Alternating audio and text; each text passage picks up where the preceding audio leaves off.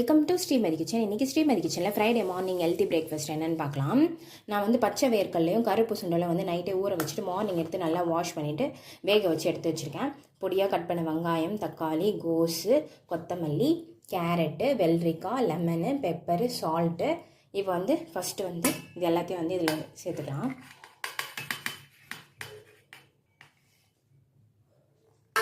அதே மாதிரி இந்த கேரட்டு, வெள்ளரிக்காய் எல்லாத்தையுமே சேர்த்துக்கலாம். சேர்த்துட்டு இந்த பெப்பர் சேர்த்துக்கலாம், சால்ட் சேர்த்துக்கலாம். சேர்த்துட்டு எல்லாத்தையும் மிக்ஸ் பண்ணிடலாம்.